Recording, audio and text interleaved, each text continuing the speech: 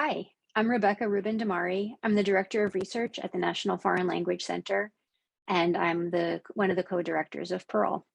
And I'm here to talk to you today about how well language educators adapted to emergency remote teaching. And this is based on a survey my colleagues and I conducted in September 2020.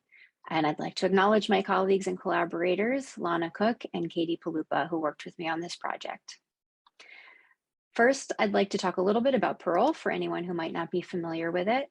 PEARLL is a Title VI language resource center funded by the U.S. Department of Education.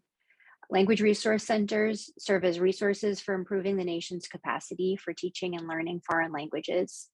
PEARLL in particular focuses on creating and offering high quality professional learning opportunities and resources for language educators of all languages and at all levels.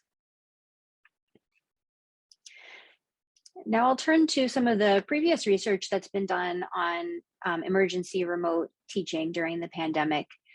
I'll divide these into K through 12, studies of K through 12 learning and adult learning. So in K through 12, studies have found, well, most of the research is about teacher experiences and student access to language education.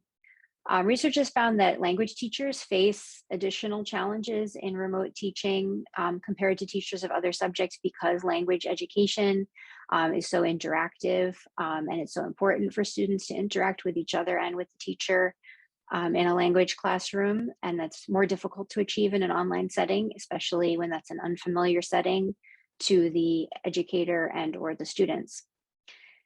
Morehouse and Conkey found that English language teachers in a variety of countries were generally inexperienced and not well prepared to transition to online teaching. And of course, this was the case for many teachers in 2020.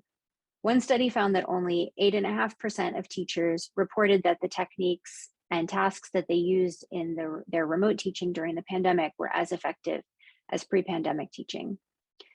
Teachers had differing views of the impact of remote teaching on their ability to provide feedback to students.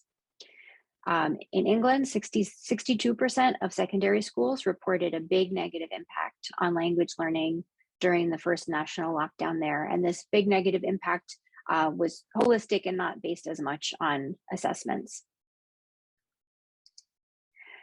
In adult education, the research is more focused on outcomes rather than on the experience.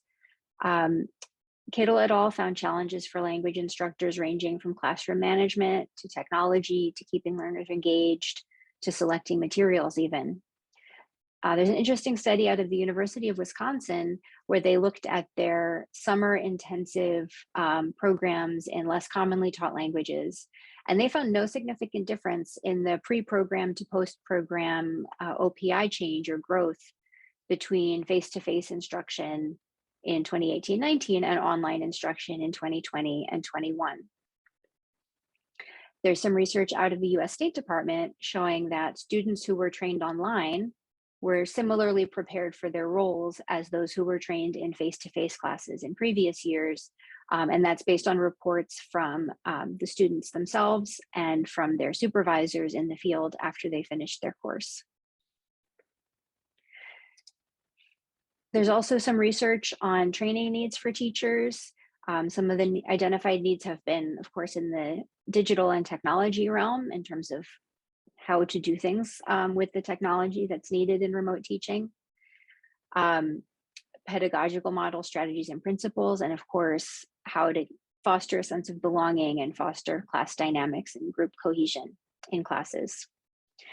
So with the background of all of this research, our study looks to answer the following research questions. We wanted to know, first of all, how well did language teachers' previous teaching skills transfer to remote teaching during the early days of the pandemic? We wanted to know if there are differences in the reported success of skills transfer between teachers of children and adults, or between teachers of commonly taught and less commonly taught languages. And we wanted to know what professional development world language teachers needed the most for future remote teaching. And this is largely so that PEARLL could offer the most useful professional development and resources, and that we could also provide guidance to others who are offering training for language teachers. So as I mentioned, this research is based on a survey distributed in September 2020. We distributed the survey to a convenient sample of teachers whose email addresses we had from previous contacts, as well as a stratified sample of school districts around the country, and also university world language departments. So we wanted to get teachers from a range of backgrounds and teaching contexts. The survey design was iterative. We used a pilot survey to help design the final survey. The final survey asked questions in areas such as teachers' demographic and professional backgrounds, the context that they were teaching in, their experience with remote teaching in spring of 2020, and their expectations for remote teaching in the fall of 2020. Next, I'll describe the respondent profiles and then the analysis we did.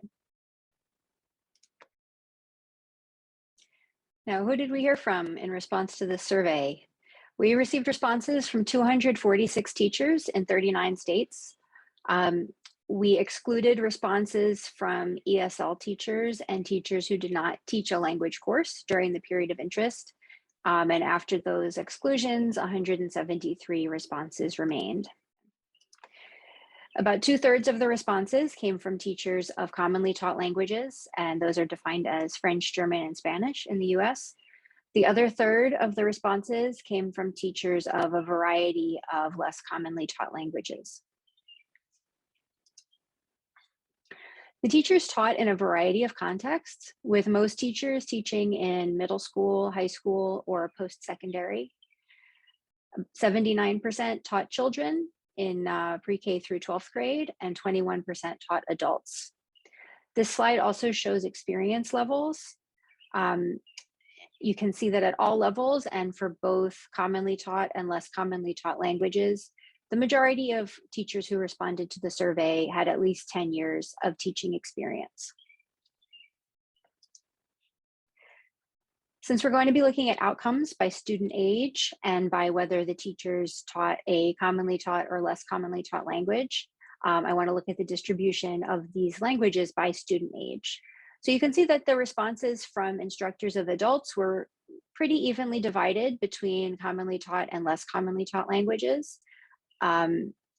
We did get many more responses from teachers in K through 12 than adult educators. And within K through 12, about twice as many, we got more than twice as many responses from teachers of commonly taught languages as compared to less commonly taught languages. We asked survey respondents what their teaching model was in spring 2020, and they could select more than one option. So you can see that the majority of respondents reported that they taught synchronous classes or they used an online learning platform in an asynchronous way. They also used other methods like tutoring, assigning computer-based or paper-based exercises, and so forth. Now we get into the meat of the study, the findings. So I'm going to start by looking at the teaching skills that were reported to transfer well from in-person to remote teaching environments. For these results, I'll be reporting on the results of an ordinal logistic regression analysis of the transfer of teaching skills as to whether there were differences between whether there were significant differences between the population. So first, understanding the second language acquisition process. You can see with this one, for nearly every group, the majority of respondents said that their skills were at least somewhat useful in remote teaching, and large proportions said that their previous skills were as useful in remote teaching as they were in an in-person teaching environment. So it's understandable that many said that their understanding was as useful because this is more about theoretical teaching knowledge than about actual instruction and interaction. And for this one, we didn't find any significant differences between the teaching context, either the language group or the age of the students that the instructor was teaching. In providing feedback to students, most respondents reported that their skills either were somewhat useful or were as useful in remote teaching as they were in person. Instructors of adult learners were significantly more likely to report a stronger transfer of this skill. I'll note that for many of these teaching skills that we asked survey respondents about, we initially thought that there were differences between instructors of commonly taught and less commonly taught languages. But it turns out that most of this variation is explained by the difference between instructors of K through 12 students and adult learners. The third skill that was reported to transfer pretty well was creating an engaging and motivating learning environment. So this is pretty encouraging. The majority of respondents felt that their skills were at least somewhat useful. Fewer of them found their skills as useful in remote teaching as they were in the physical classroom. And we did find a significant difference here, where teachers of adults felt that their skills transferred better than K through 12 teachers did, with the majority of instructors of adults reporting that their previous skills were as useful in the remote environment. Now we'll turn to teaching skills that were reported to not transfer quite as well from in-person to the remote environment. And I believe we have 4 of these to look at. So first, with classroom management, a challenge under any circumstances for some teachers, a majority in all groups felt that their skills were at least somewhat useful in the transfer. Teachers of less commonly taught languages felt that their classroom management skills transferred better than teachers of commonly taught languages. Relatively more teachers of adult learners found that their classroom management skills were more useful in remote teaching than in K through 12, and this difference was significant. Second, assessing student learning. Overall, instructors of adults believe that their assessment skills transferred better than K through 12 teachers reported, and this was a significant difference. A majority of teachers of less commonly taught languages who were teaching in adult contexts reported that their skills in assessing student learning were as useful in the remote teaching context as they were in person. As far as giving students directions and instructions, the majority reported that their skills were at least somewhat useful, and it's good to know that these pedagogical skills transferred well. We see very similar patterns here between commonly taught and less commonly taught languages. Relatively more instructors of adults reported that their skills were as useful in remote teaching than instructors of K through 12, and this was a significant finding.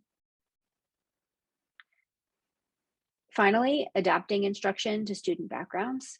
Again, we see that the majority felt that their skills were at least somewhat useful.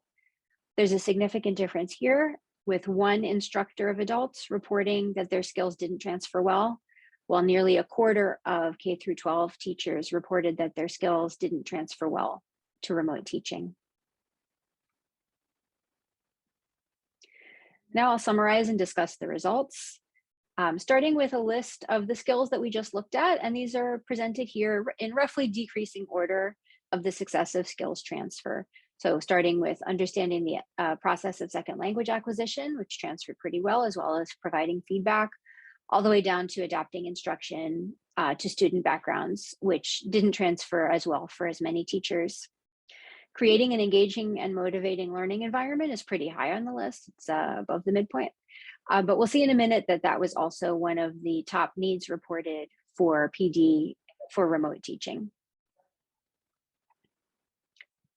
For each of the skills that we looked at, instructors who were teaching in K through 12 reported significantly poorer skills transfer than instructors of adults, with the exception of the second language acquisition process, where there was no significant difference. For each skill, only 0 to 2 instructors of adults reported that their skills didn't transfer well at all, and that's out of 33 instructors of adults. Some possible explanations for these differences.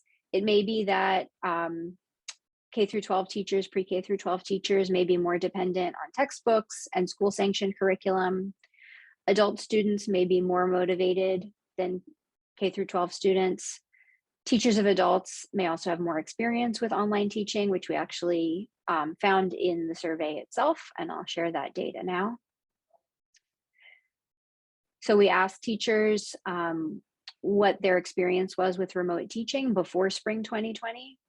And you can see that instructors of adults had both more instructors of adults reported that they had extensive experience teaching online, and more instructors of adults reported that they had some experience teaching online before the spring of 2020 than teachers in K through 12.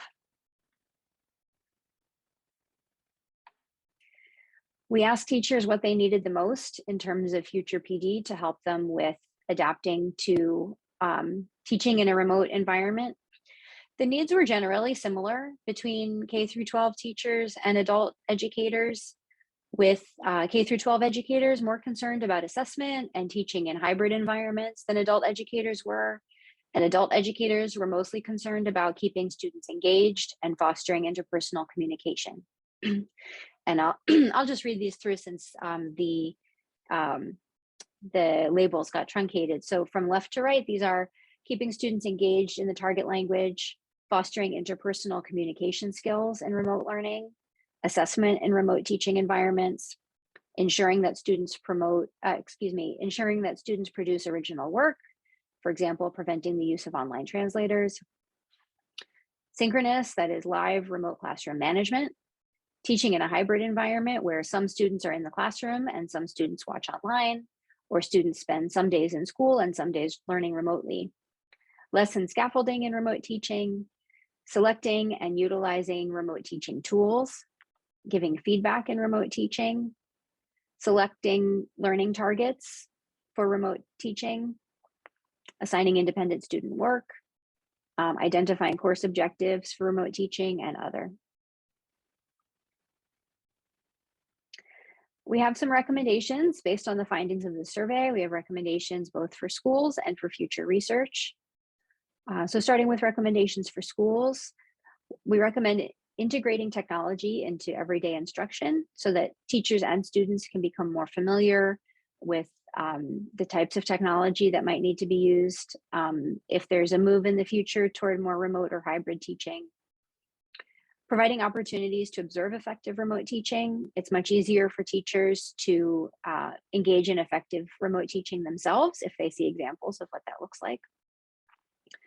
Fostering a variety of strategies for student engagement, interpersonal communication, and assessment so that teachers have more flexibility and more ability to adapt if the circumstances change.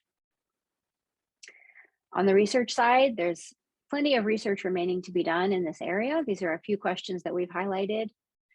So this survey, as I mentioned, was sent out in September 2020. We want to know, how have teachers adapted since September 2020? The remote teaching experience and landscape has changed a lot and several times since then. So we're interested in seeing where teachers are with this now. Relatedly, we want to know, what models are schools using moving forward? I think some schools and districts have moved as far as possible away from remote teaching, while others are continuing to incorporate some of the practices and technology that were used in the early days of the pandemic. Some schools and districts are keeping students in school as much as possible. Others are asking groups of students or classes to quarantine for various periods of time, and so on and so forth. Importantly, we want to know what PD and resources teachers need now. So we asked what they needed in September 2020 and made some adjustments to PEARLL's offerings of professional development and resources, but things are changing constantly. So what do teachers need now? As I mentioned, PEARLL has made some contributions in this area. We've provided support for teacher flexibility and focus, learner engagement, fostering interpersonal communication skills in remote learning. This summit is a great opportunity for teachers to share challenges and effective practices, teaching in various forms of a pandemic learning environment for over 2 years now. And we do have more research coming on how schools are continuing to incorporate remote learning and what teachers' needs are. So I thank you so much for your time and attention. And if you have any questions, I welcome you to email me at this email address. And I hope you enjoy the rest of the summit.